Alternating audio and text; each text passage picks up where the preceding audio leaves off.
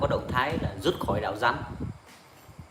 Đảo rắn ở chỗ nào thì mình cũng không nắm được, nhưng mà thấy báo người ta viết như thế, là đảo rắn là cái đảo đầu tiên mà Nga tấn công khi mà oánh Ukraine. Và động thái rút khỏi đảo rắn là một cái động thái mà có lẽ là nó sẽ hạ nhiệt cho cái cuộc chiến sắp tới. Chính vì thế nên là giá dầu thì sẽ có hiện tượng là đi ngang, chứ sẽ đi lên nó sẽ chậm xuống. Thì đó là một cái thông tin mà mình cho rằng là nó cũng có hữu ích cho chúng ta. Và thôi thì giá dầu thế nào thì chúng ta vẫn phải dùng máy, và điều quan trọng nhất là dùng máy thế nào để không bao giờ biết hỏng. Đó là mơ ước của rất nhiều anh em, và đó cũng là mong muốn của rất nhiều anh em làm máy. Tất cả anh em làm máy đều mơ ước là cái máy chạy không biết hỏng. Nhưng mà tiền bỏ ra mua cái máy thì ít nhất càng ít càng tốt. Đó, người ta bảo là tiền nào của nấy mà. Nhưng mà tiền ít hoặc là tiền trung bình hay tiền nhiều thì cũng luôn luôn mong rằng mình mua cái máy về là nó chạy nó không biết hỏng. Vậy thì chạy làm sao để cho nó không biết hỏng, đó mới là cái khó. Và nhiều người, mình nói đây không phải là nói đùa đâu, nhưng mà nhiều người cũng đã chạy gần như không biết hỏng, cho dù mua cửa tiền nào. Mọi người có tin không?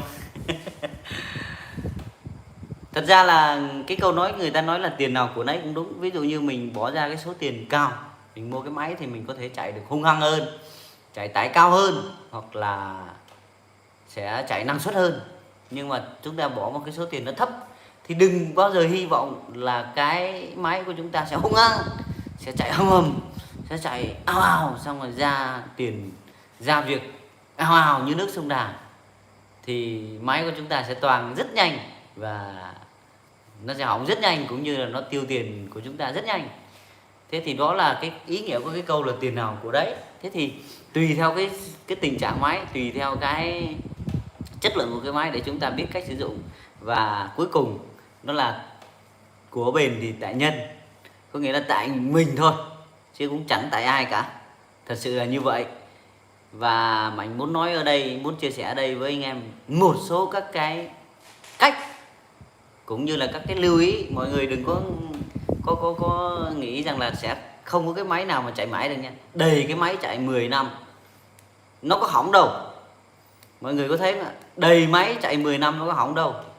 Đấy, ví dụ mày nói những cái máy cũ máy bãi, những cái máy cũ máy bãi nó bằng tuổi của anh em ngồi đây, bằng tuổi của Mạnh còn hơn, nó cũng có hỏng đâu. Tất nhiên là người ta cũng phải bảo dưỡng định kỳ, người ta cũng phải làm tốt, và người ta cũng chăm sóc cái máy rất là tốt. Thế nhưng mà thưa anh em là nếu như mà chúng ta biết sức của cái máy nó ở đâu, và chúng ta lái cái máy đúng cái sức của nó, cũng như là lái máy cẩn thận, dùng máy nó đúng tiêu chuẩn đưa ra và đúng cái môi trường hoạt động của nó, và đừng có bắt nó cõng những cái công việc mà nặng hơn nó nhiều lần, thì máy của chúng ta nó sẽ làm việc được dài hơi. Tất nhiên là cũng không nói được không biết hỏng đâu. Thế nhưng mà ở cái môi trường của chúng ta thì làm sao mà có thể làm được việc đấy? Không thể là làm được việc đấy được, bởi vì là chúng ta còn phải làm dịch vụ, chúng ta còn phải nhận các cái công việc ở khắp các nơi. Ví dụ như đi gặt, nhận một cái đồng, chả nhẽ cái ruộng lầy bỏ qua, chả nhẽ rồi cái chỗ khó đi thì thôi. Thế thì không được. Thì chính vì thế nên là thưa anh em là vẫn là cái câu của bền tại người. Nếu chúng ta thấy cái chỗ nó khó khăn thì chúng ta phải chậm lại. Chúng ta đừng có thấy cái máy ở bên cạnh nó đi ào ào mà chúng ta nóng mặt lên rồi chúng ta cũng nhắm mắt chúng ta phi thì cái không có máy nào chịu được đâu. Thế nên là chúng ta cũng phải khiêm tốn thôi, chúng ta cũng phải bình tĩnh, chúng ta phải làm một cách nó có căn cứ, áp tải có căn cứ thì máy nó sẽ được bền lâu. Thì đó chẳng qua nó cũng chỉ làm vài câu nói về lý thuyết của Mạnh vậy thôi, chứ còn khi mà đi ra mà lái mà ở các cái điều kiện đồng áng, rồi bà con đứng ở trên rồi nóng bức, rồi trời tối, rồi trời sắp mưa, rồi trời sắp bão, rồi thì có hỏng thì cũng phải chạy, đúng không ạ? Thế nên là thưa anh em là không có cái cách gì khác ngoài cái cách là chúng ta phải điều chỉnh cái máy, hiểu được cái máy sớm hơn, biết được cái tình trạng của cái máy nó đang, chúng ta lái nó đang trong tình trạng thế nào, và chúng ta cần phải điều chỉnh cái gì sớm hơn. Càng hiểu biết được thì càng điều chỉnh được sớm, thì cái độ ổn định của cái máy khi mà nó hoạt động thật sự nó sẽ ổn định cao hơn. Chứ còn nếu như chúng ta mà cứ không thèm quan tâm, chúng ta không thèm để ý, mua máy về là chỉ biết chạy thôi. Có những người tuyên bố là tao chỉ biết chạy thôi. Thế thì tốt nhất là đừng có lái cái máy đấy nữa, bởi vì trước sau rồi cũng toang, và cái tiền toang này nó cũng quá cái tiền ông làm ra. Nếu như những người mà tuyên bố như thế thì tốt nhất là những thợ lái của anh em thuê mà tuyên bố một câu xanh dần là tao chỉ biết chạy, thì tốt nhất là ông chạy ra chỗ khác cho nhanh. Bởi vì là cái máy của mình nó rất là nhiều tiền, và nó hoạt động với một cái hệ thống rất là phức tạp, chi chít, bắt buộc cái người dùng phải có cái sự cẩn thận, đặc biệt là cái người lái máy thì phải có những cái sự cảm nhận và những cái sự hiểu biết nhất định để chăm chút cho cái máy, chứ không phải là cứ biết chạy xong về đấy bỏ đấy, làm giống như là công ty nhà nước hay là giống như là các cái tập đoàn lớn, là tôi lái xe rèn rèn ra tôi đánh tốt về gara, thế là thầy kệ các ông. Thưa với anh em là ở các cái công ty lớn Mạnh đã vào rồi, ví dụ như Nutiput này, rồi FLC này, những cái công ty đó nó có những cái máy nông nghiệp kinh lắm, rồi nào là cái gì Vinamilk này, rồi TH đầy ra. Nhưng mà ông mà lái máy về nha, ông phải khai báo xem là tình hình máy nó thế nào, nó bị làm sao, nó có hiện tượng gì không. Ông không khai báo nhưng mà nó cắt lương luôn. Thế thì cái thằng nó mấy cái ông làm bảo dưỡng bảo trì các ông mới biết đi, đâu có phải là. Nên là mọi thứ nó đều xuất phát từ cái người dùng. Chính vì thế chúng ta dùng làm sao cho nó có tâm với cái máy, thì cái máy nó sẽ phục vụ chúng ta tốt hơn. Mình tin là như thế. Và thưa anh em là quay lại với câu chuyện ngày hôm nay, thì vẫn là cái mục đích cuối cùng là Mạnh sẽ trả lời các cái câu hỏi của anh em, thắc mắc của anh em bằng những cái sự hiểu biết của Mạnh, kể cả trên thực tế, kể cả trên sách vở lý thuyết. Thế nhưng mà Mạnh thì thiên về thực tế hơn là sách vở lý thuyết. Và cũng có một cái điều rất là may mắn là Mạnh được trải nghiệm cũng như được dùng nhiều các loại máy khác nhau và làm việc với nhiều hãng khác nhau. Kubota, Yanmar, John Deere là ba cái hãng rất là lớn, là rất là vui là Mạnh cũng được làm việc và đi sâu vào những cái chi tiết cụ thể của nó, hệ thống kỹ thuật của nó, cũng như các cái ứng dụng quy định chuẩn hóa của người ta, bằng các cái nó nội bộ hơn.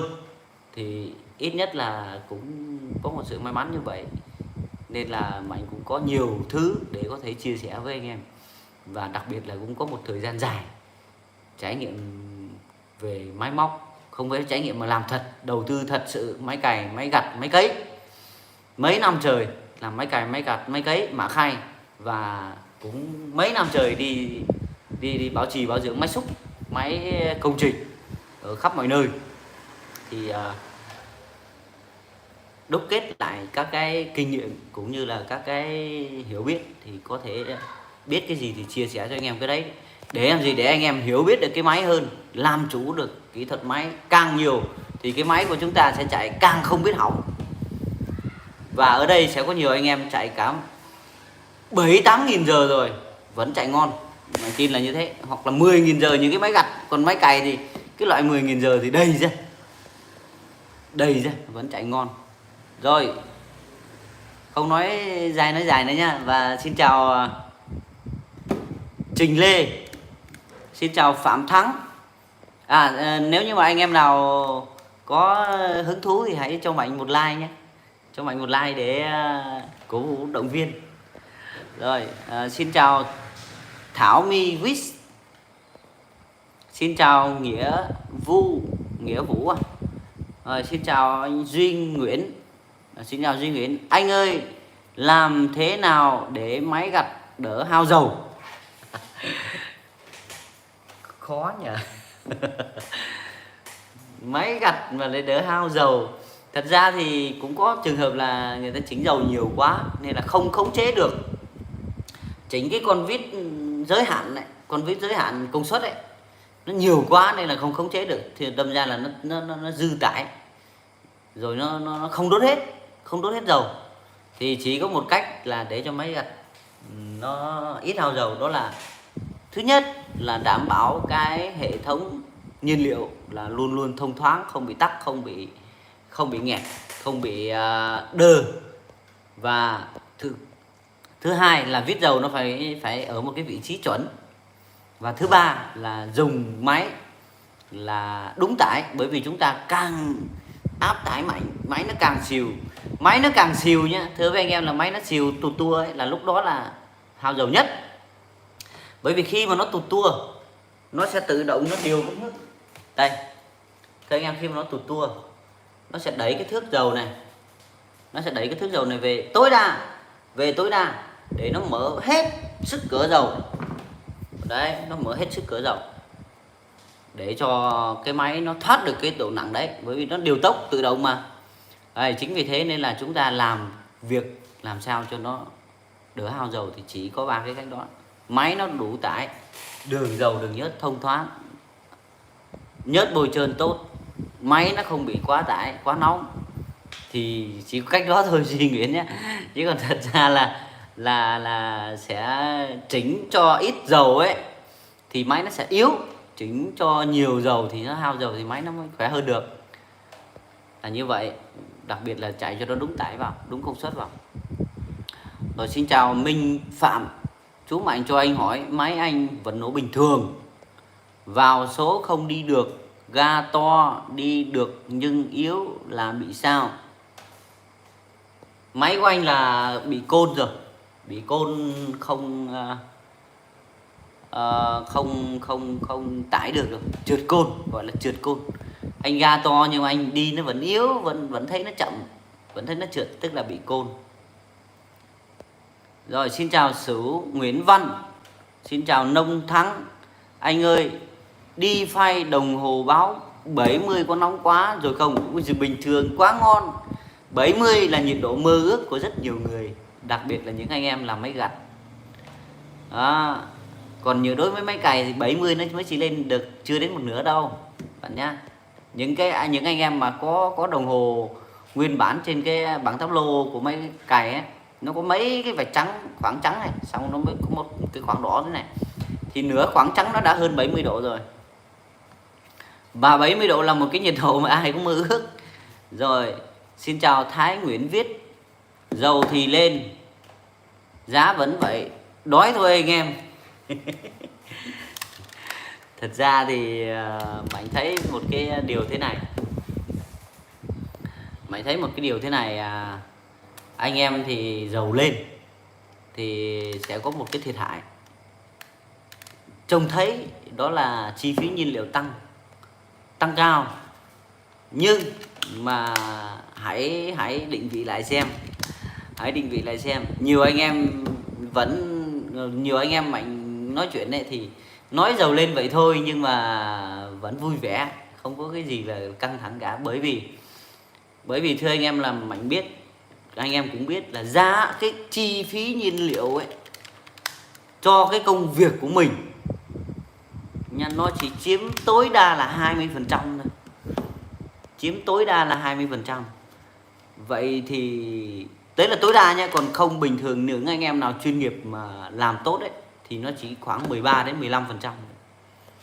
13 đến 15% chi phí nhiên liệu. Đấy. Thế thì nhiên liệu bây giờ đúng là tăng gần như gấp đôi. Đấy, thì chi phí nhiên liệu gấp đôi thì nó đâu đó nó có thể là 35% cái số cái tổng chi phí của cái máy. Thế thì 35% thì nó cũng vẫn chưa phải là thật sự cao, chưa phải thật sự đói. Nên là anh em cũng đừng dùng những cái từ mà nó động từ nó mạnh quá, đói thôi, toang rồi, bán máy thôi, rồi thế này thì để máy ở nhà, rồi gơ mày đang mong có việc trả được chứ để máy ở nhà.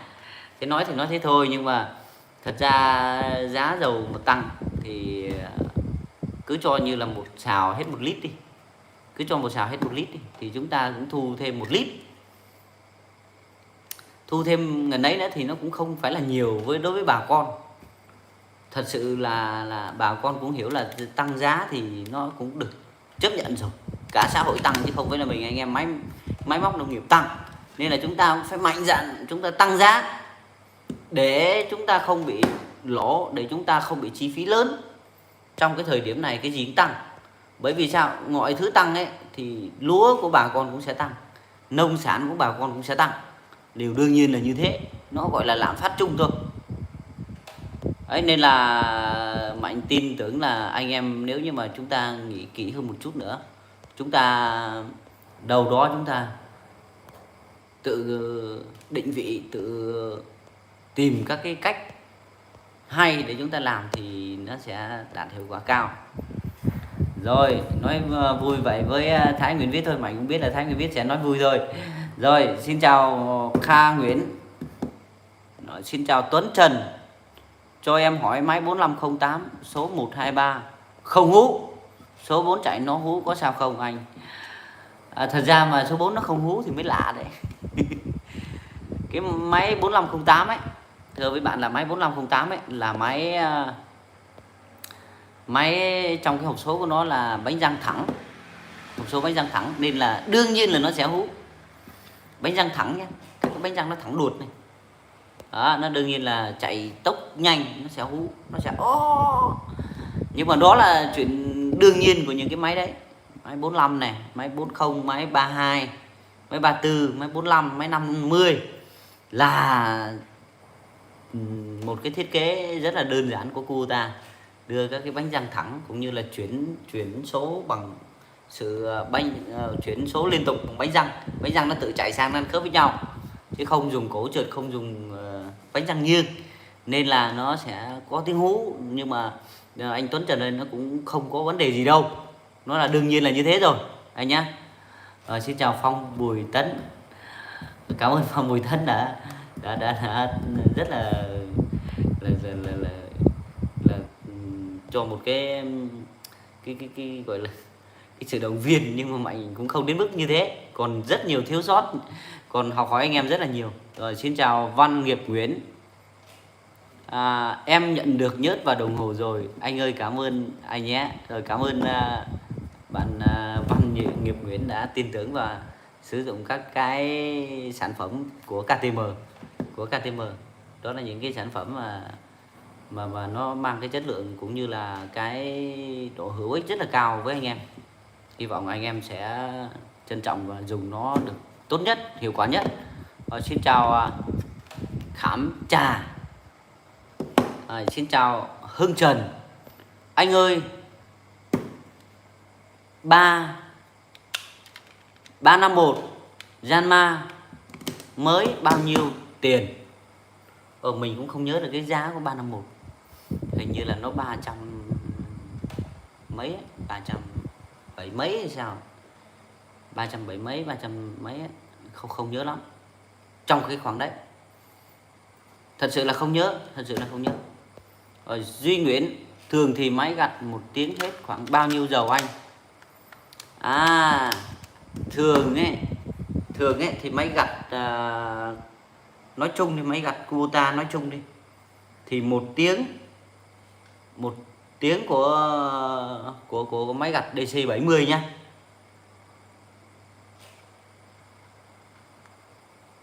là hết khoảng nếu như mà 1 tiếng mà chạy hết ga, gọi là chạy liên tục ấy, mày nói là 1 tiếng ở đây là 1 tiếng chạy liên tục nhá, thì hết khoảng chục lít.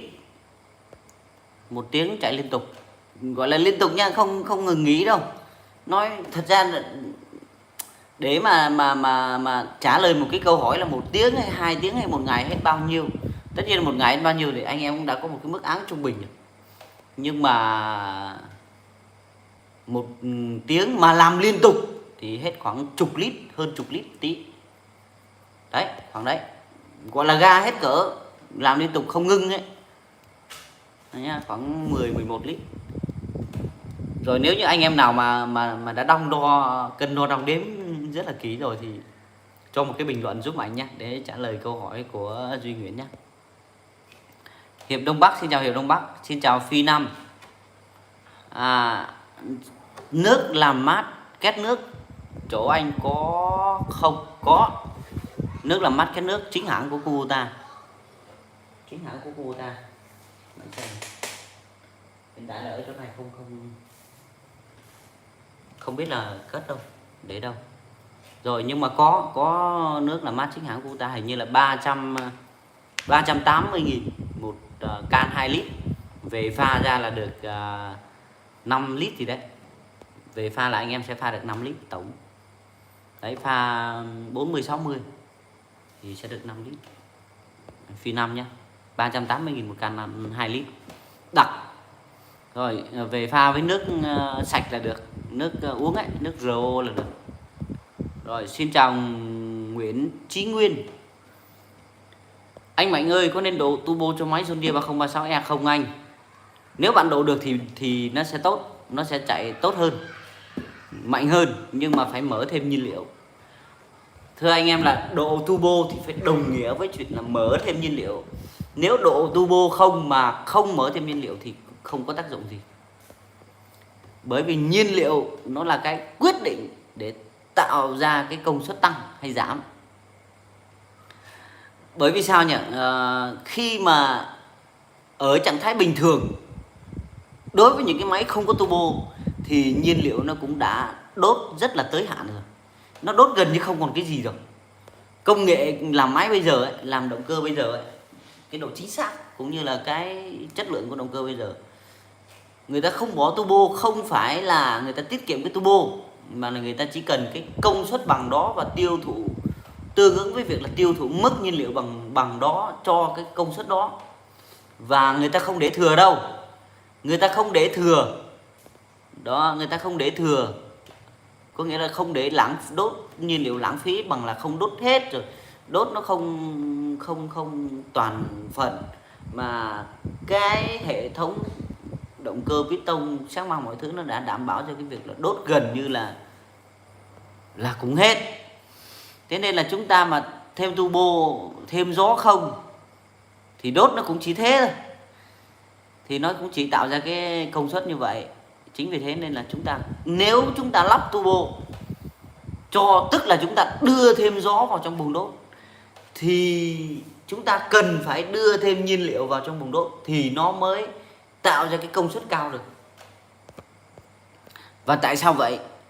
Tại vì thưa với mọi người là kể cả máy có turbo hay là máy không có turbo thì cái định mức tiêu hao nhiên liệu người ta tính bằng gam nhiên liệu trên 1 HP trên 1 giờ. Đó, người ta tính bằng gam nhiên liệu trên 1 HP trên 1 giờ nhé. Và Mạnh đã đọc nhiều các cái thông số của máy rồi, của các cái loại máy rồi. Lúc nào đó Mạnh sẽ cho anh em xem một cái, làm cho anh em một cái video phân tích cái hiệu suất, hiệu quả của turbo, rồi tuần hoàn mọi thứ. Và đặc biệt là trên các cái máy mà cùng một mã động cơ nhưng mà có turbo hoặc không có turbo, nó khác nhau chỗ nào. Ví dụ nha, 5018 của Kubota là động cơ V2403 2,4 lít, và DC60 M6040 cũng là V2403, DC70 cũng là V2403. Tại sao cái công suất này lại khác nhau? Và định mức tiêu hao nhiên liệu của nó giống nhau. Giống nhau ở đây là không phải là 5018 tiêu hao nhiên liệu bằng DC70, không bao giờ có. Mà định mức tiêu hao nhiên liệu là tính trên đơn vị công suất, tương ứng với gam nhiên liệu, bao nhiêu gam nhiên liệu tương ứng với trên 1 giờ. Thế thì người ta, Mạnh đã thấy cái công thức tính, cái định mức tính là giống nhau, có nghĩa là vẫn ngần ấy gam nhiên liệu thì cho ra công suất 1 HP trên 1 giờ đối với cái loại động cơ đấy. Thế thì chỉ có việc là nhân lên thôi. 50 thì nhân với cái mức đó, 60 cũng nhân với mức đó, 70 cũng nhân với mức đó để đưa ra cái thông số tiêu hao nhiên liệu gần đúng. Thế thì suy ra ở đây ấy, là thật ra có turbo, một cái câu chuyện ở đây là có turbo thì có tiết kiệm nhiên liệu không? Nếu như mà Mạnh nói ra chắc là nhiều anh em cũng sẽ hơi phật lòng và cũng sẽ bắt đầu có những cái tư duy để gạch đá hoặc là tranh luận, cơ bản là tranh luận. Vậy thì cái câu này của Mạnh ấy là có turbo thì có tiết kiệm nhiên liệu thật không? Thì nếu anh em nào mà có quan điểm gì thì có thể bình luận ở phía dưới, và đâu đó cuối video Mạnh sẽ nói về cái câu chuyện có turbo thì có thật sự là mục tiêu lớn là tiết kiệm nhiên liệu hay không.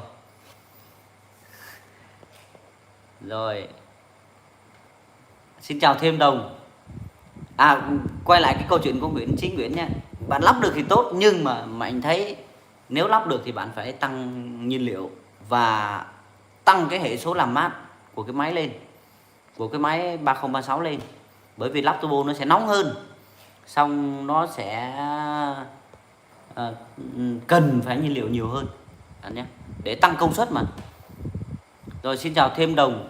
Anh ơi, em định mua con máy gặt DC60, anh đánh giá giúp em với ạ. Thật ra DC60 thì nó cũng là một cái loại máy gặt mà nó có một cái ưu điểm hơn DC70, nó là không tụt tua,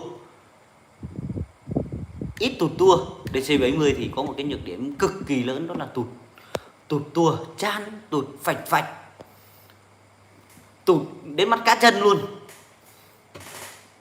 Đó là DC70.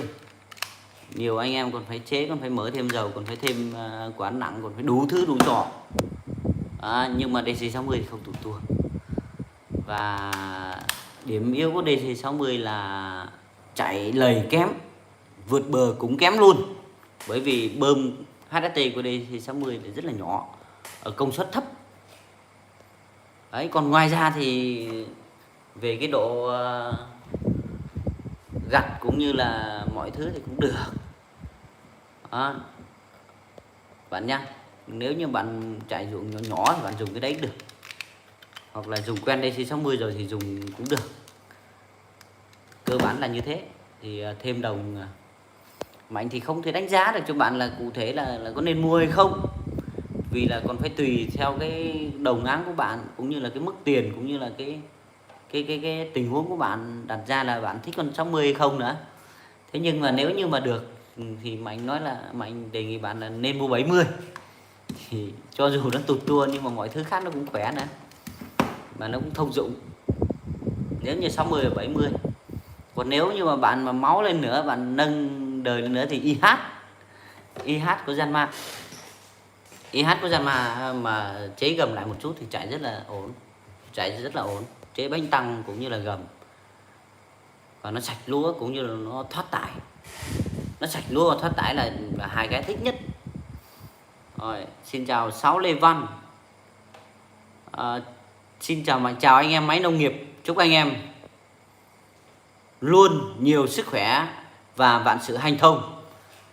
Rồi, cảm ơn anh Sáu Lê nha.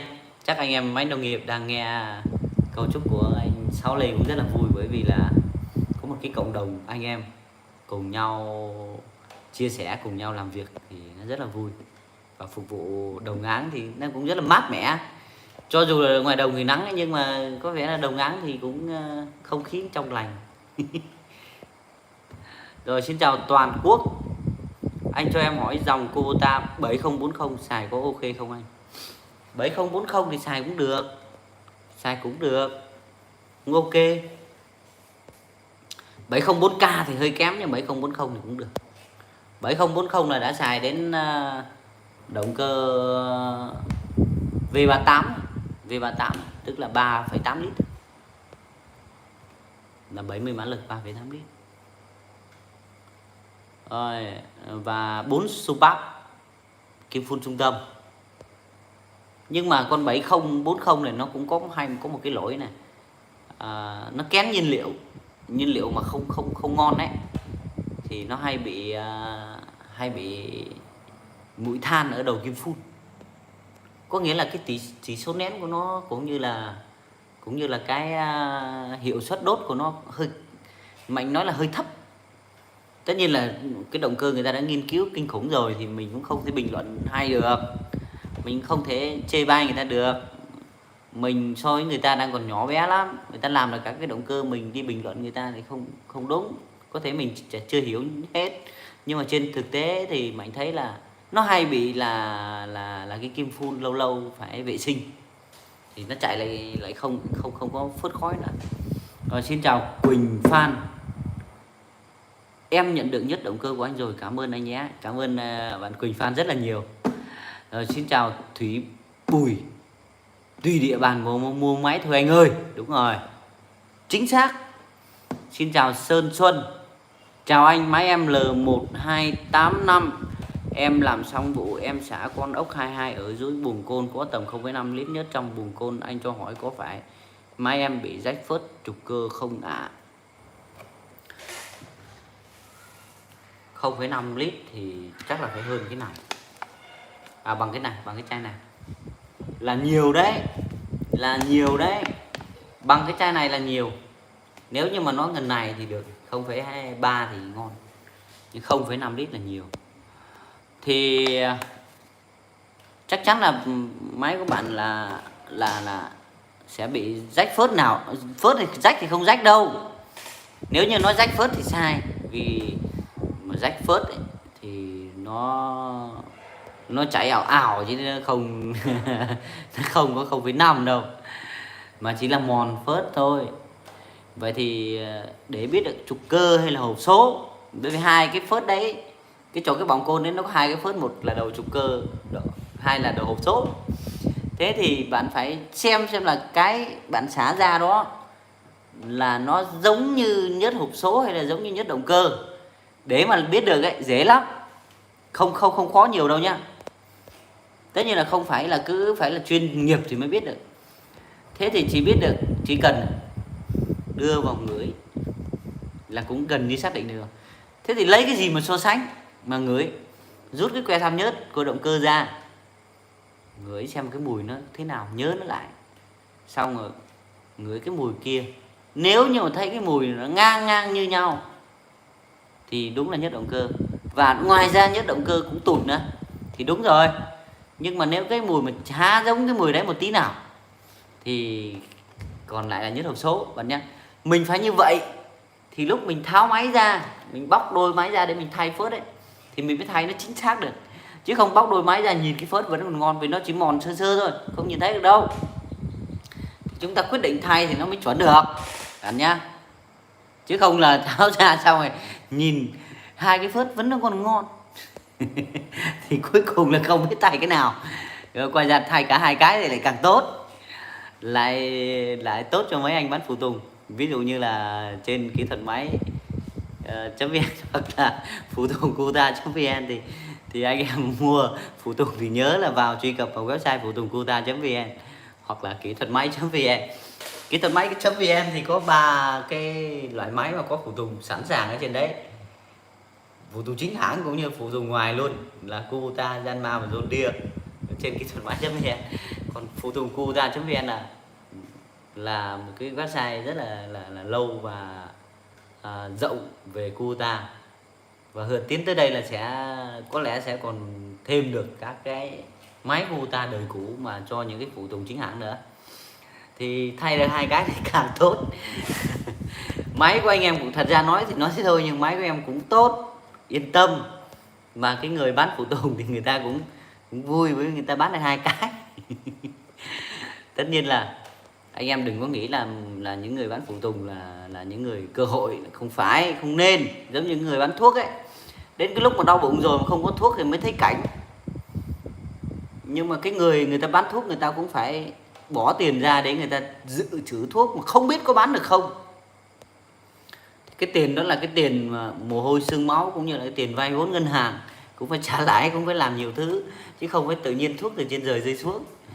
Đấy, nên là cũng phải đau đầu, cũng phải tính toán, rồi cũng phải ghi chép, cũng phải bôn ba, tìm mối tìm lái, rồi dám bỏ tiền để dự trữ. Rồi nào là có được anh em tin tưởng hay không, có giữ được phong độ phong cách, rồi có giữ được chất lượng hay không. Đó, nhiều vấn đề lắm. Nên là thôi thì những anh em mà làm phụ tùng mà có thể là đang nghe được video này thì cũng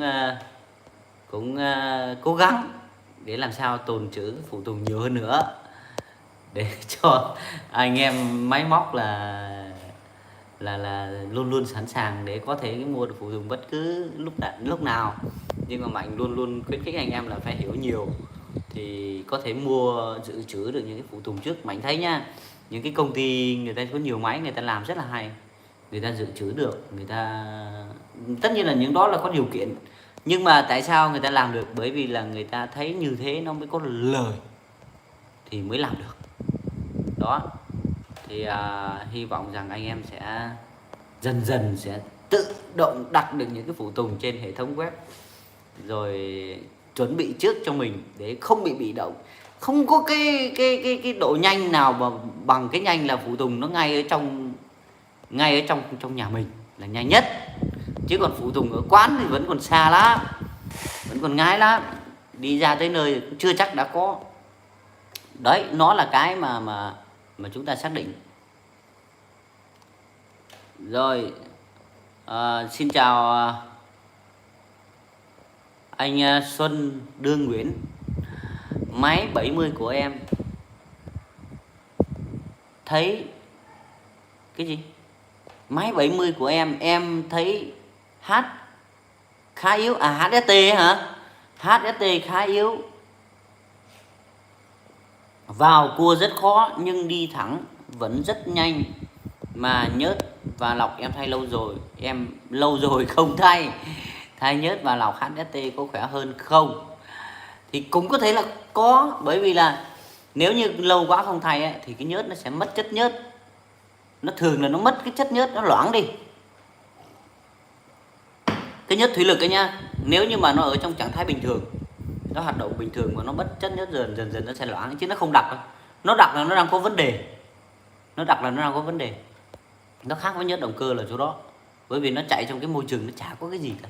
Nhớt động cơ nó chạy trong môi trường còn bụi than này, khí thải này, còn nhiên liệu này, còn đủ các loại hỗn hợp tạp chất thì nó dần nó đặc. Nhưng mà nhớt thủy lực nó sẽ loãng. Chính vì thế Xuân Đương Nguyễn này cứ thử thay, đường nào mà chả phải thay nhớt, không thay không được. Bởi vì bây giờ HST có vấn đề lọc lét các thứ. HST mà có vấn đề, việc đầu tiên mọi người phải nghĩ đến là lọc và nhớt. Thì kiểu gì mà chả phải thay thì thay đi thì nó sẽ tốt cho máy. Đây, và Xuân Đương Nguyễn nha, đây này,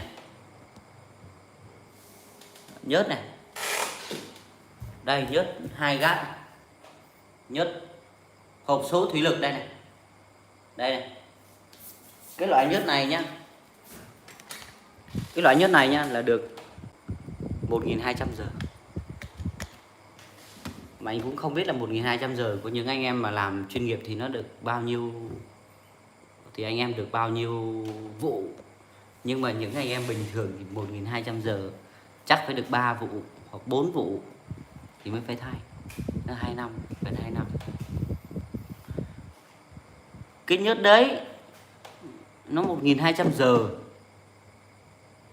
tức là cái tuổi thọ của nó được lâu, độ bền của nó được bền. Đó, còn phẩm cấp đạo đức gọi là phẩm cấp đạo đức, có nghĩa là cái khả năng bôi trơn bán nhớt là phải có đạo đức. Thật sự là mình thấy dầu nhớt là bớt chân tay, hết nhớt là chết, hết nước cũng toang, hết nhớt cũng chết. Nhưng mà đúng là mình phải nói là bán nhớt là phải biết được phẩm cấp đạo đức, phẩm cấp của nhớt và đạo đức của người bán.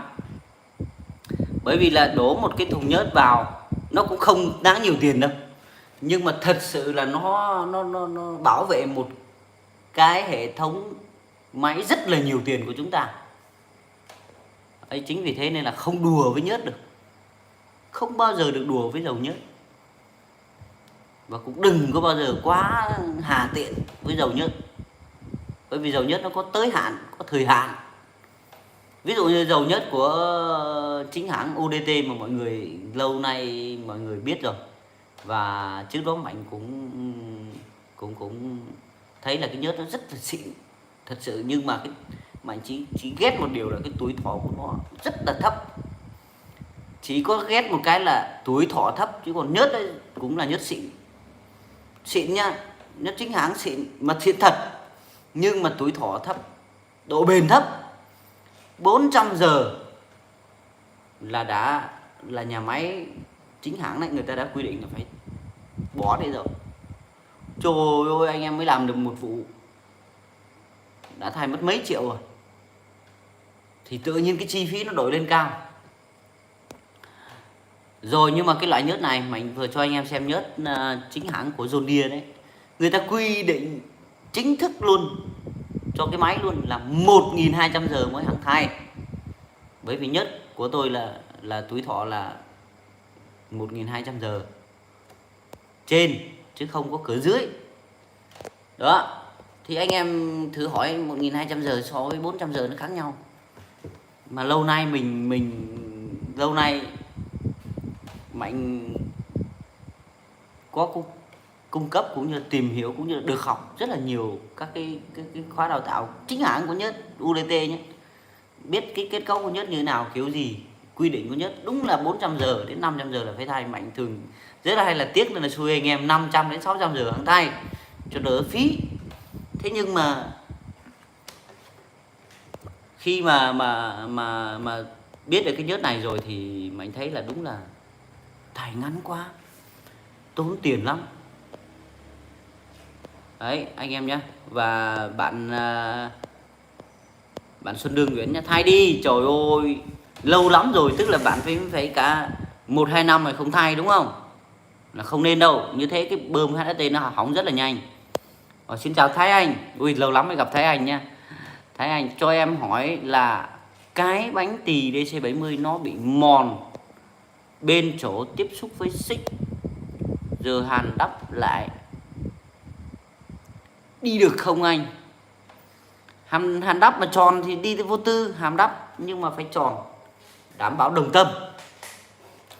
Có nghĩa là hàn đắp ấy thì người ta kích nổi lên, xong đó hàn xong lúc mà người ta chó cái que vào, giống như cái người mà người ta cân cái bánh xe đạp ấy, kiểu như thế, có cái que cố định chó vào xoay, lắp vào xoay ấy. Chỗ nào lệch lạc thì mài nó đi cho nó tròn, nó kênh thì nó dùng bình thường, có cái gì đâu. Quan trọng là có tròn được không, có cân tâm được không, ở một mức độ nào đấy không. Đấy bạn Thái Anh nha, như thế cho tiết kiệm. Rồi xin chào Lê Văn, xin chào Cương Trần. Anh cho hỏi có thể giảm buri bơm nước cho tăng độ gió để mát máy hơn được không? Cũng được, tăng gió thì cũng mát máy hơn được, và tăng gió thì đồng thời là tăng cái sức bơm nước, thì hoàn toàn là có thể được, nhé. Nhưng mà đừng có giảm quá, đừng có giảm quá thì chắc chắn là Mạnh thì không có muốn nói những cái chuyện giảm là bao nhiêu, không muốn nói chung chung về cái giảm quá nói thì nói thế thôi, nhưng mà chính xác là đừng có giảm quá 10 mm đường kính, đừng có giảm quá 10 mm đường kính bạn nhé. Bạn có thay đổi gì thì bạn chỉ thay đổi trong khoảng 10 mm, bởi vì Mạnh biết là cái đường kính của cái buli đấy nó khoảng 110 đấy, thì nên thay đổi khoảng 10% thôi, chứ đừng có thay đổi nhiều nó không tốt. Rồi xin chào nông dân. Máy gặt DC70 bơm HST hay bị thổi gioăng, lắp vào 1-2 hôm lại thổi. Đây là một cái bệnh cố hữu của cái bơm. mà là do cái mặt bơm nó gây ra. Cái mặt bơm ấy, cái mặt bơm nó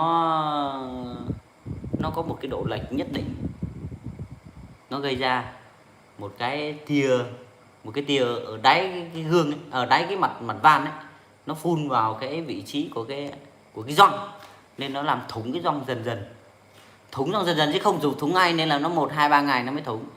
Thế nhiều anh em thì có cái cách chế là thay cái gioăng đấy bằng gioăng đồng là được. Có nhiều anh em thì bỏ luôn cái gioăng đấy luôn, không lắp gioăng này, máu chưa, mài già đấy xong không lắp gioăng này.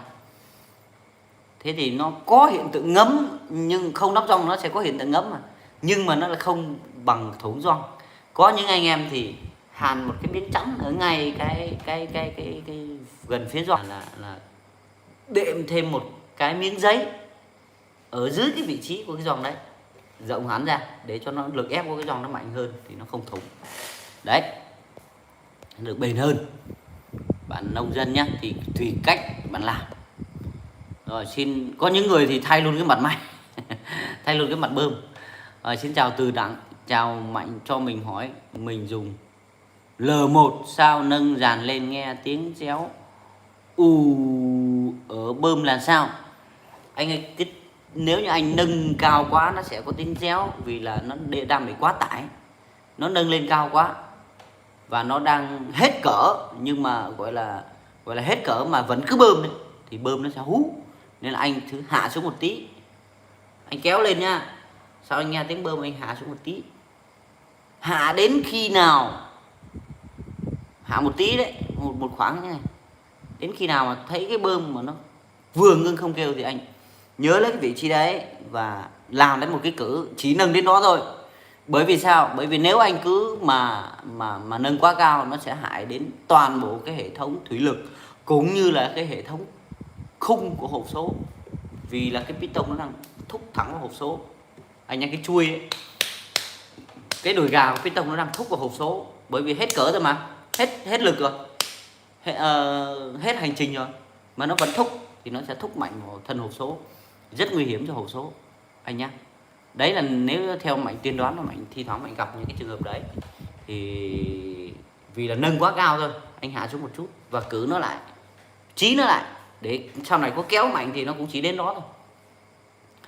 Rồi, xin chào Công Nguyễn Thành. Công Nguyễn Thành gửi lời chào đến mọi người. Xin chào Quân Vũ. Anh ơi cho em hỏi máy DC35 làm thế nào để bơm HST khỏe lên được không ạ? Làm thế nào chỉ có làm lại phục hồi thôi. Phục hồi bạn nhé. Phục hồi và cân áp cho nó đúng với quy định của nhà sản xuất thì là khỏe nhất.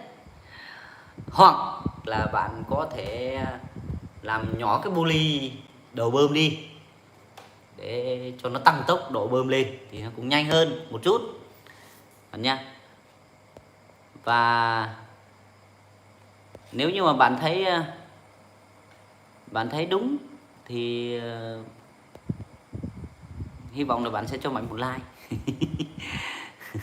Vì đó là một vài cách nho nhỏ thôi, nhưng mà thường là người ta phải phục hồi thì mới có thể khỏe lên được, chứ còn máy nó đã yếu rồi thì không phục hồi thì không khỏe được đâu bạn nhé. Và anh em, nếu như anh em nào những anh em hào sảng thì hãy bấm cho Mạnh một like để tăng cái lượt tương tác của kênh lên. Có video lên. Rồi xin chào Khang Nguyễn. Máy anh tay sách bị da nhớt, thay gioăng rồi vẫn bị, giờ làm sao? Cảm ơn. Tay sách mà bị thay nhớt mà thay gioăng mà không được ấy, thì lúc mà thay gioăng anh phải xem cái chỗ cái bạc ấy, cầm cái đầu trục đấy lắc mạnh xem nó có lỏng không. Và thường là Mạnh nghĩ là cái bạc của cái tay sách nó lỏng rồi, anh thay phớt xong chỉ được một thời gian thôi, vì cái phớt nó đang còn ngon, nó đang còn nở, nhưng sau này nó cứng đi, mà cộng với cái độ lỏng của cái trục nữa, cái bạc nữa, thì nó sẽ kém đi thôi anh nhá. Chính vì thế nên là anh phải xem cái bạc nó có lỏng không, thay bạc luôn thì nó mới nó mới đảm bảo được anh ạ. Rồi, đó là câu hỏi của Khang Nguyễn. Xin chào Trình Lê.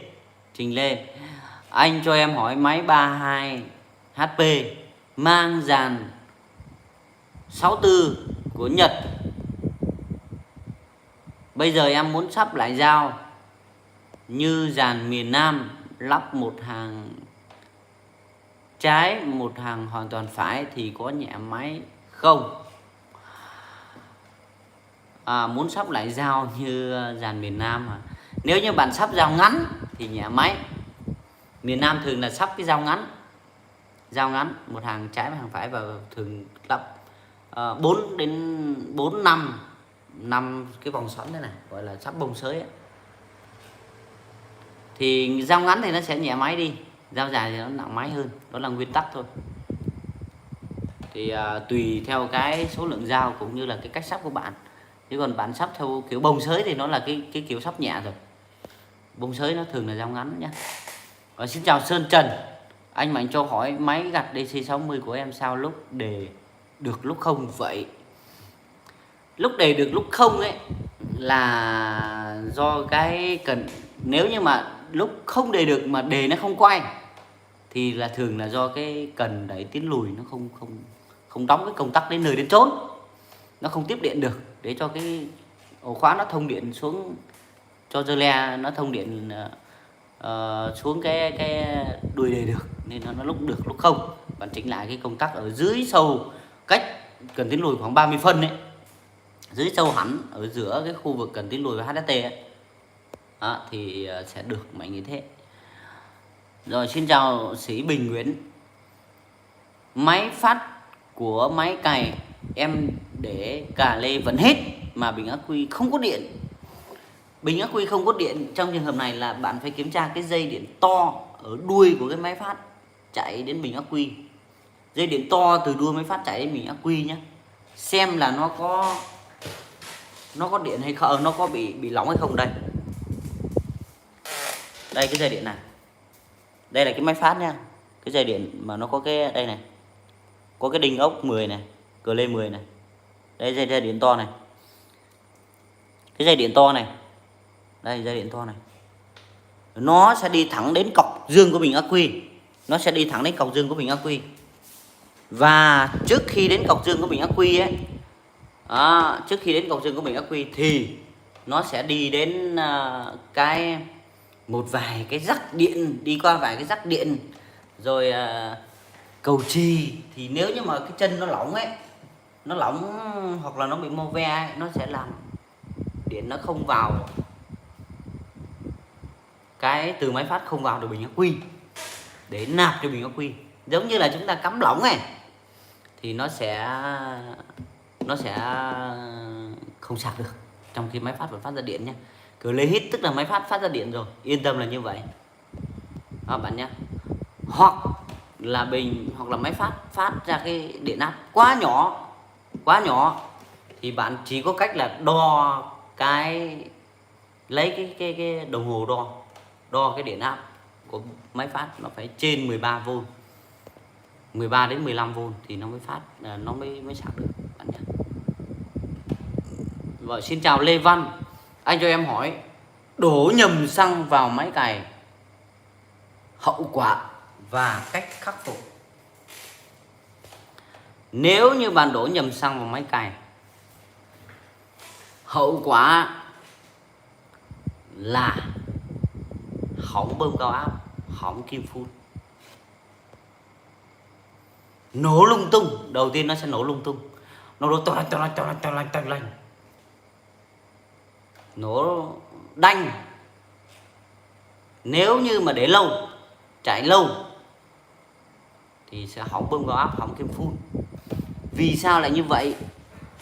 Vì là cái xăng ấy nó không có cái tính chất bôi trơn cao như là dầu diesel, mà trong khi kim phun và bơm cao áp cần phải bôi trơn tốt. Thế thì thưa với bạn là dầu diesel không những nó là chất đốt mà nó lại còn là chất bôi trơn. bảo vệ cái kim phun và cái bơm cao áp.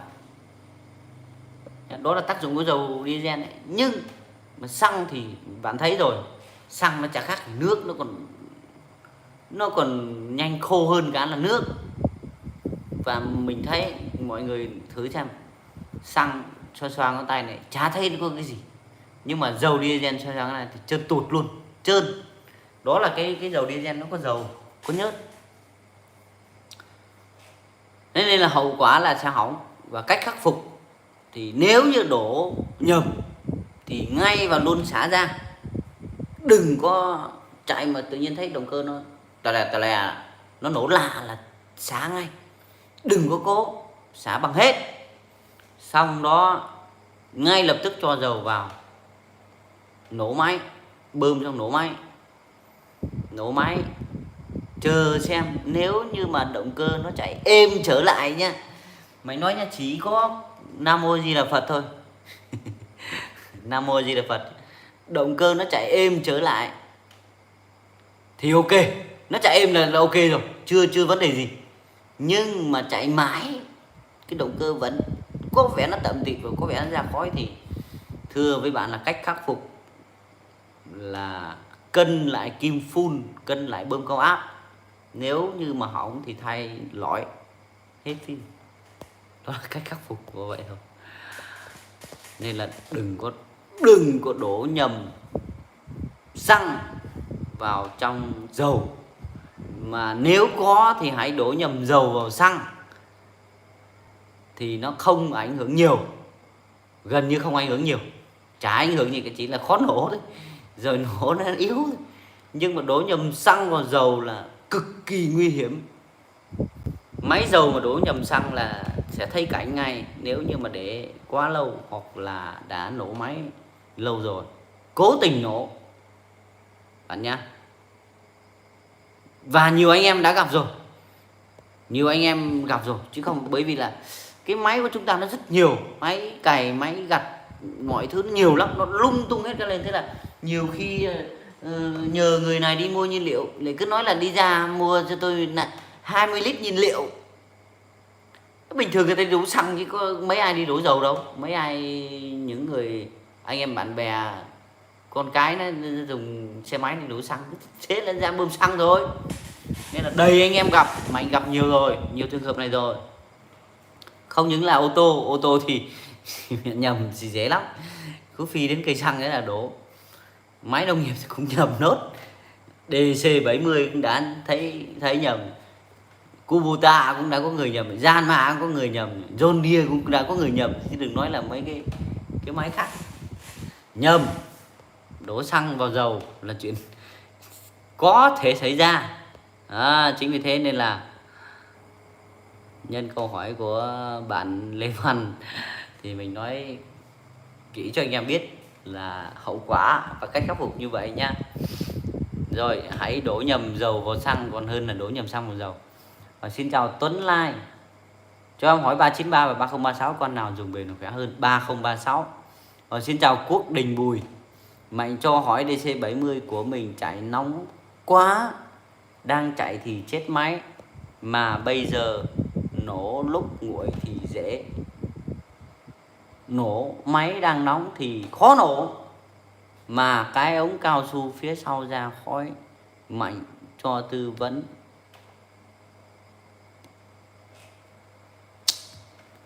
Cái này anh phải làm lại máy thôi, không còn tư vấn gì được nữa rồi.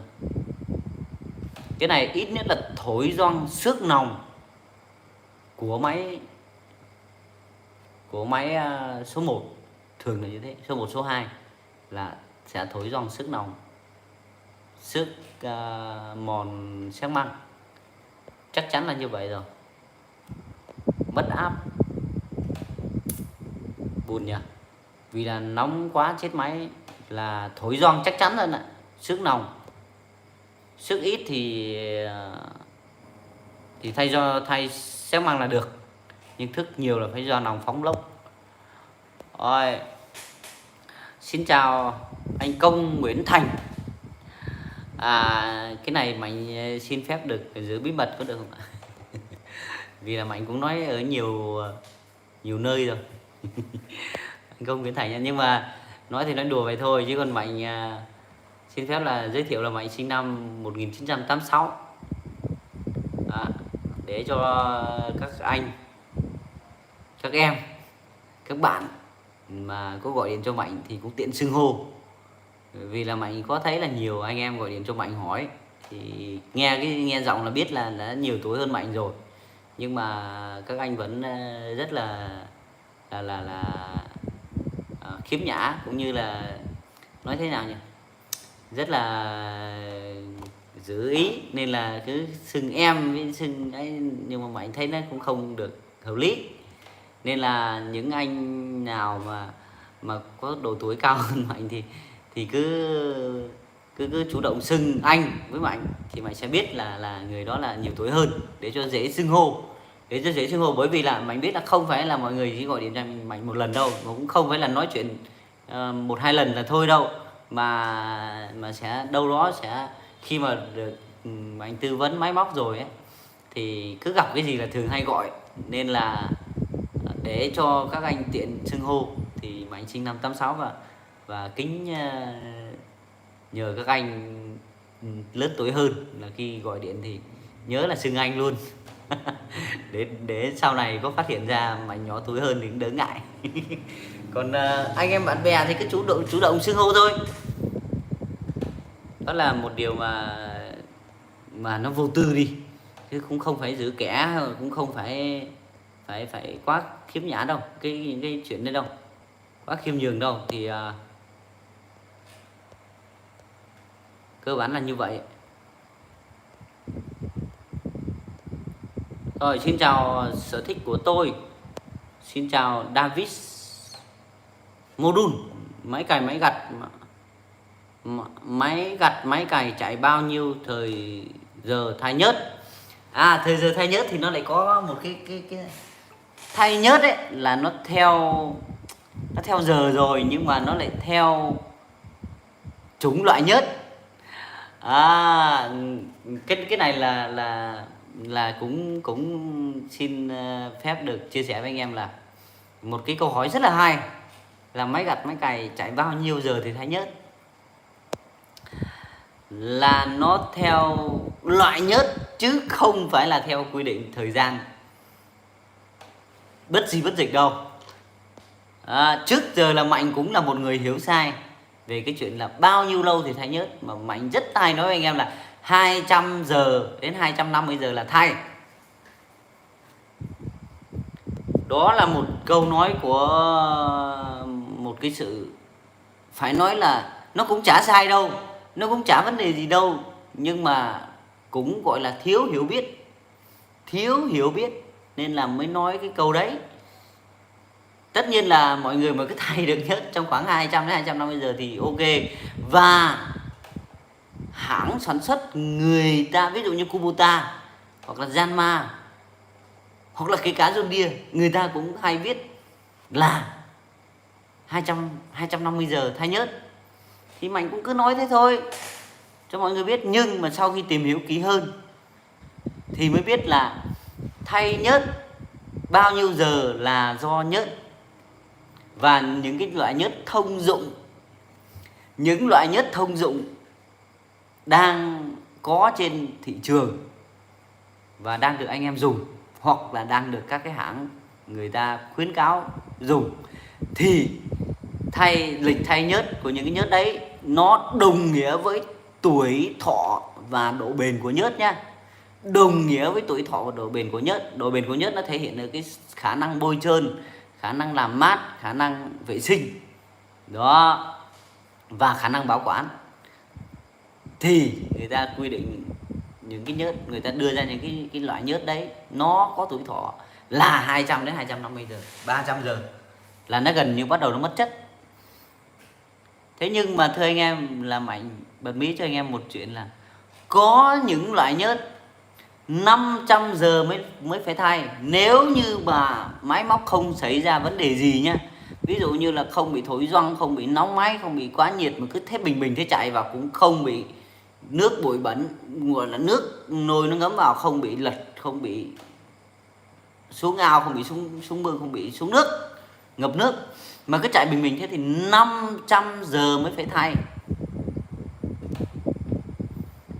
Thế thì mọi người đã thấy được cái loại nhớt 500 giờ mới phải thay chưa? Những cái nhớt này sẽ dành cho những anh em nào mà đang xem đến bây giờ. Đây là nhớt 500 giờ mới phải thay, mà Mạnh chưa bao giờ nói với ai, chưa bao giờ nói, gọi là chưa bao giờ nói đến. Đây ạ, đây này, thưa anh em, đây là nhớt động cơ nhé. API là chỉ số tiêu chuẩn nhất của thế giới mà do nước Mỹ nó quy định đấy. Rồi, cấp độ CK, anh em đã thấy nhớt CK chưa? -4 là dùng phù hợp cho cả turbo luôn. SN là có thể dùng cho động cơ xăng, đây là cho thêm cả động cơ xăng nữa, động cơ dầu này, động cơ xăng này. Này, John Deere Plus 50 loại 2 cũng là 15W40 nha, cũng là 15W40. Đây, những cái lằng nhằng này mình không dịch đấy nhá, maximum các thứ nha. Đây, cho sử dụng đến 500 giờ này, đến 500 giờ này, chưa? Cho các động cơ của John Deere. Động cơ John Deere thì cũng chả khác gì các động cơ khác, tiêu chuẩn nó giống nhau. Rồi, đây 500 giờ sử dụng. Đây có tiếng Việt này. Này, tối ưu hóa hiệu suất và bảo vệ tới 500 giờ trong động cơ John Deere, bao gồm cả những động cơ có tiêu chuẩn khí thải thấp. Có nghĩa là động cơ tiêu chuẩn thấp đấy, chứ không phải động cơ quá xịn đâu. Bao gồm cả những động cơ tiêu chuẩn khí thải thấp. Đó, kinh chưa? Đây những cái nhớt động cơ này là Mạnh chưa bao giờ nói với ai.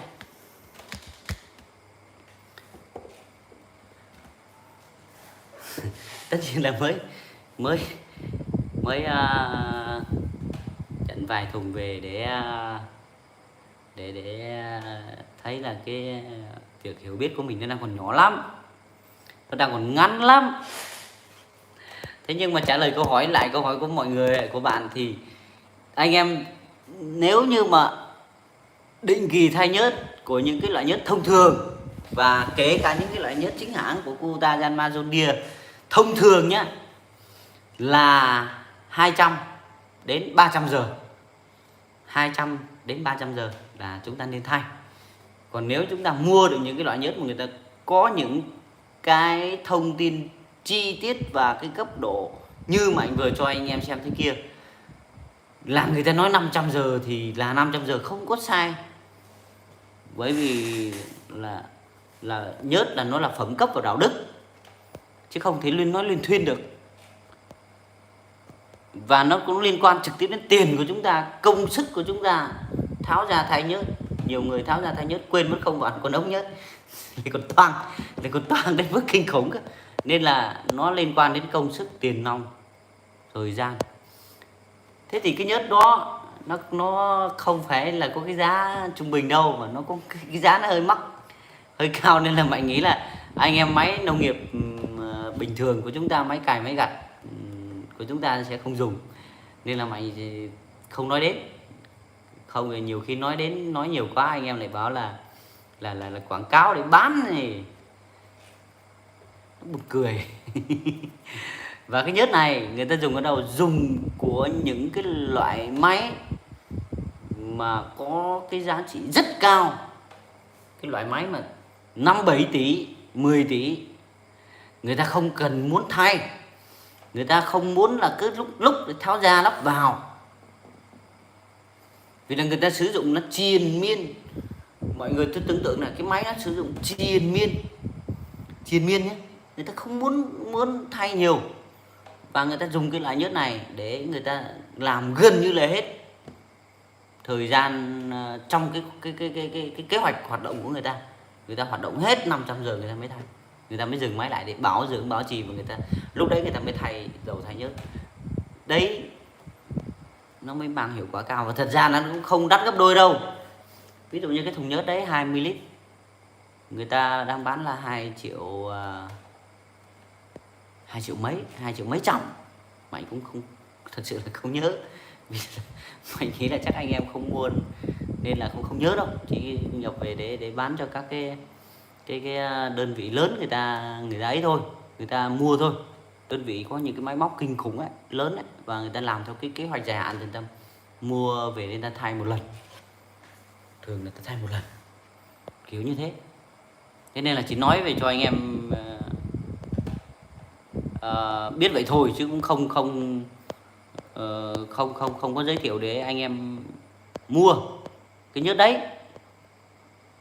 Mà tất nhiên là anh em dám mua thì Mạnh dám bán thôi. Hệ thống gửi vận chuyển thì đã có rồi, một thùng nhớt vẫn là 150.000 phí vận chuyển, rất là đơn giản, anh em mua thì sẽ bán ngay. Và tất nhiên là dùng là nó cực kỳ là phê luôn. Rồi không biết lúc nãy nói lao sao nhớt về chỗ nào rồi. À đây. Rồi đó là câu hỏi của anh David Modum. Johnny Hải, anh cho em hỏi máy Yanmar tua nhanh hay chậm là do heo hay do toàn bộ động cơ vậy? Tua nhanh hay chậm là do heo. Do heo mỡ dầu nhiều thì nó tua nhanh, mỡ dầu ít thì nó tua chậm. Nhưng nói là do động cơ thì cũng đúng, bởi vì những cái động cơ mà to ấy, đường kính xi lanh lớn, hoặc là những cái động cơ mã lực lớn thì quay sẽ chậm. Không ai dám cho động cơ nó quay nhanh, bởi vì mọi thứ nó đang nặng, cái quán tính của nó rất là lớn. Mà tua một cứ 2006 2007 thì nó tung hết cả động cơ ra thì chết à. Nên là những cái động cơ mà có đường kính xi lanh lớn nó sẽ đi chậm, nó sẽ tua chậm, và người ta chỉ cử trong cái khoảng 2002 2003 trở xuống thôi, chứ người ta không cho nó nhanh hơn. Và nhanh hay chậm là do heo là phần lớn, chứ không phải là do động cơ. Người ta chỉnh hoàn toàn chỉnh được, nhưng mà nói một cách cho cùng là tùy theo cái tính chất cũng như là cái thực tế của cái động cơ to hay nhỏ để đưa ra cái tốc độ. Động cơ càng nhỏ thì tốc độ càng nhanh, động cơ càng lớn thì tốc độ đỉnh mức càng phải chậm xuống để bảo vệ cái động cơ nữa, chứ không phải là cứ lớn là qua nhanh thì bạc biên nào chịu được, đúng không ạ? Nên là câu trả lời là nhanh hay chậm là do heo, nhưng mà phải căn cứ vào động cơ. Rồi, câu hỏi của sở thích của tôi, em muốn gọi hỏi chút mà không có số điện thoại, xin số anh được không? Số của Mạnh thì lúc nào Mạnh cũng có thể, Mạnh cũng nói cho anh em, cũng công khai cho anh em biết, đó là 0904 987 558. Cái số đấy vẫn còn kết nối Zalo được. Còn cái số Viettel là 0398 490986 thì cái Zalo của Mạnh bị đầy rồi. Nhưng mà cả hai cái số đấy đều là hai cái số dùng Zalo, dùng Facebook. Anh em có thể liên hệ chat chít Facebook hoặc là Zalo cũng được, hoặc là gọi điện trực tiếp cũng được. Nhưng nếu như mà anh em gọi điện cho Mạnh mà Mạnh chưa nghe máy được thì cũng rất mong anh em thông cảm, bởi vì là trong các cái ngày bình thường vẫn đi làm, vẫn tối ngày, có những lúc có thời gian thì có thể là sẽ gọi lại cho anh em, hoặc có những lúc cầm điện thoại bấm thì bắt máy gọi anh em ngay và luôn đấy. Nhưng mà anh em có thể gọi điện cho Mạnh bất cứ lúc nào, trừ nếu như mà căng thẳng quá thì có thể gọi bất cứ lúc nào. Nhưng mà nếu như mà công chuyện nó bình thường thì hãy gọi cho Mạnh vào các cái khung giờ hành chính, khung giờ làm việc. Bởi vì là nghe điện thoại cũng là một việc, bởi vì là làm sửa chữa máy cũng là một việc, nhưng nghe điện thoại là hoàn toàn có thể nghe được, không có vấn đề gì. Vì thế nên là anh em cứ gọi vào những cái khung giờ làm việc bình thường thôi, không có vấn đề gì đâu. Và Hạn chế gọi vào 1-2 giờ sáng. Hạn chế nhé, hạn chế gọi vào 1-2 giờ sáng, hoặc là những lúc uống rượu. Những lúc uống rượu thì tốt nhất là không thể nghe máy ai được, vì lúc đó chỉ nói liên thuyên thôi. Rồi số điện thoại của Mạnh là 0904987558 nhá.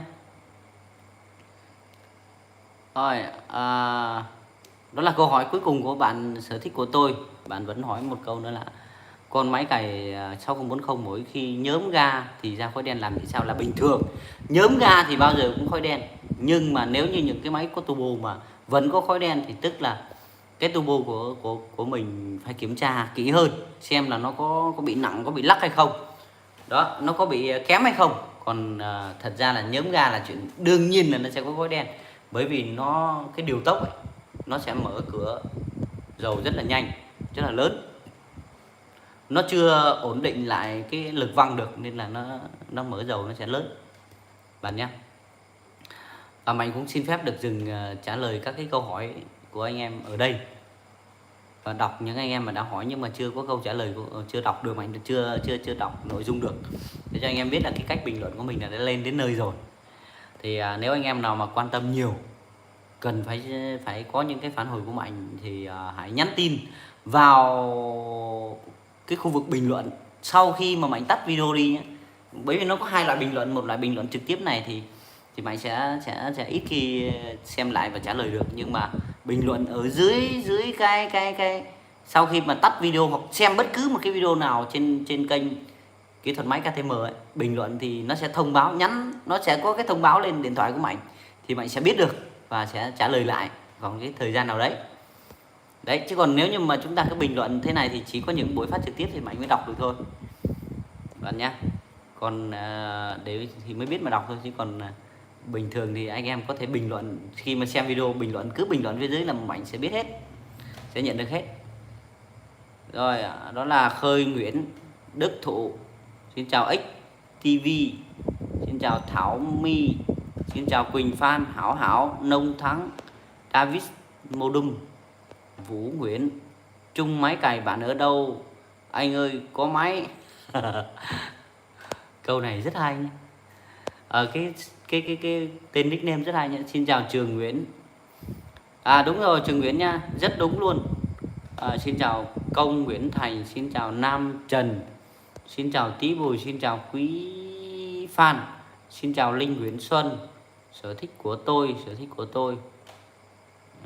xin chào Hoài Phạm, xin chào Minh Phụng Huỳnh, xin chào Ly Hà, xin chào Huỳnh Vũ, xin chào Lê Văn, xin chào Luyện Phạm. Anh em mình có một cái mong muốn anh em có thể giúp Mạnh một chút là nếu anh em nào còn có thể bấm like được thì bấm cho Mạnh một like. Nếu được thì bấm cho Mạnh một like để những cái buổi phát trực tiếp của Mạnh nó nói thế nào, nó có cái sự lan tỏa, và YouTube nó cũng sẽ cho mình không phải là nó cho mình tiền đâu, mà nó cho mình các cái ứng dụng có thể chat chít, rồi có thể làm được nhiều việc hơn, có nghĩa là có thể tương tác được nhiều hơn, với anh em. Đối với những cái video mà có nhiều lượt like ấy, nó sẽ hay mở các cái, mọi người mà làm YouTube ấy sẽ biết, có kênh YouTube sẽ biết là như thế nó sẽ có cái khả năng tương tác tốt hơn, bọn nó có quy định.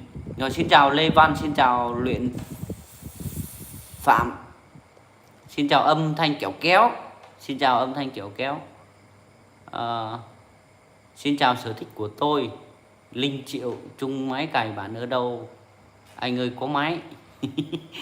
Rồi Hải, DT, Huỳnh Phúc Vui. Hôm nay quá nhiều anh em bình luận mà Mạnh chưa thấy đọc được, chắc là vì là cũng trả lời một vài câu hỏi của anh em hơi dài. Xin chào Thanh Tuấn Châu, xin chào Trình Nguyễn, David Moon, Văn Bon, Mai Nguyễn, Hùng Võ Phi, Lê Văn, Phạm Xuân 6, Thảo My Quiz, Quốc Tuấn Trần, Quân Audio, Hưng Nguyễn, Quân Audio, Lê Văn, Quân Audio, Cường Lực, Mạnh Lục Quang, Lộc Nguyễn, Mạnh Hoàng, Hảo Trần Việt,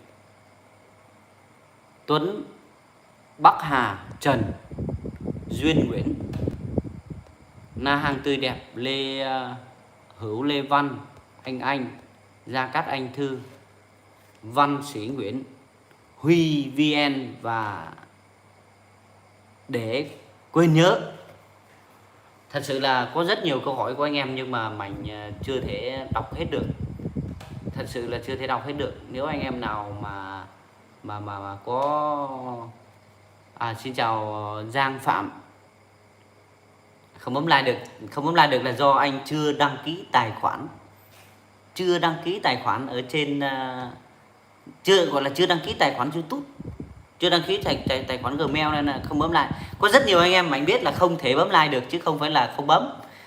Rồi cái đó Mạnh biết, nên là Mạnh có nhờ anh em rất là cụ thể là nếu bấm được thì bấm cho Mạnh một like. Rồi cảm ơn anh em rất là nhiều, và hôm nay cũng có rất là nhiều like nhưng mà cũng chưa đạt đến 100. Rồi nhưng mà lại vừa có anh em đã bấm thêm lần thứ hai nó lại tụt like đi rồi. Đó, đang 92 lại bấm like chắc lại bỏ like đi. Rồi cảm ơn anh em rất là nhiều. Mày cũng biết là anh em sẽ không thể quá thạo như những người ta hay vút điện thoại được, vì còn phải đi làm, đi gặt, đi cày, đi cấy nữa. Rồi cảm ơn mọi người, và rất mong là những anh em mà chưa được Mạnh trả lời, chưa được Mạnh đọc thì hết sức thông cảm và trở lại sớm vào buổi phát trực tiếp vào 8 giờ 30 phút tối thứ 5 hàng tuần, và có thể là tối thứ 7 hoặc có thể thêm vào tối thứ 3 tùy theo cái điều kiện thời gian công việc của Mạnh, nhưng mà chính thức là lúc nào cũng 8 giờ 30 phút tối thứ 5 hàng tuần. Còn lại là có thể là tối thứ 3 hoặc tối thứ 7, nếu như có thời gian Mạnh sẽ lại phát trực tiếp. Thì nếu như anh em mà những anh em nào đăng ký kênh và nhấn chuông thì sẽ nhận được thông báo khi mà có cái video mới, những cái video trực tiếp thì sẽ thông báo điện thoại của anh em để anh em tiện theo dõi. Rất cảm ơn và chúc anh em người khỏe, máy khỏe, làm việc vui vẻ và đạt năng suất cao. Xin chào, và Mạnh xin phép được dừng cái buổi phát trực tiếp ở đây. Chúc anh em một buổi tối ngủ ngon, ngày mai làm việc mọi thứ máy móc thuận lợi. Xin chào.